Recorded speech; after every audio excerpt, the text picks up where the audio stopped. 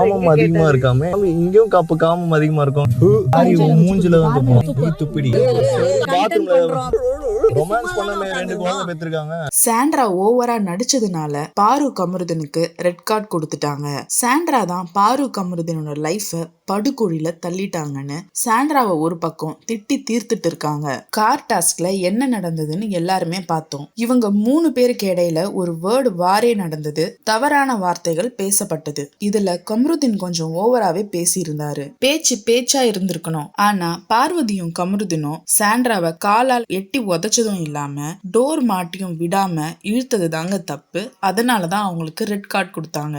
Sandra டிஃபென்ஸுக்கு அவங்கள திருப்பி அடிச்சாங்களா? இல்ல, ஃபிக்ஸ் வந்த மாதிரி நடிச்சாங்கன்னு சாண்ட்ராவை சொல்லிட்டு இருக்காங்க. பார்வதி கமருதீனோட டிஃபென்ஸ் எட்டி உதைக்கிறதுனா சாண்ட்ராவோட டிஃபென்ஸ் ஃபிக்ஸ் வந்த மாதிரி நடிச்சதா இருக்கட்டும், என்ன இப்ப தப்பு? ஆனா அவங்க ஒன்னும் திருப்பி அடிக்கலையே. சாண்ட்ரா இடத்துல நீங்க இருந்து பாருங்க. பார்வதி கமருதீன் மாதிரி ஒருத்தவங்க நம்மள பப்ளிக்ல எட்டி உதைச்சு கீழே தள்ளும் போது நாம என்ன பண்ணிருப்போம்? கமருதீன் பார்வதி ஐயோ பாவம் சாண்ட்ரா நடிச்சதுதான் தப்புன்னு சொல்லிருப்போமா? பேச்சா இருந்திருக்கணும். எட்டி உதைச்சது தப்பு.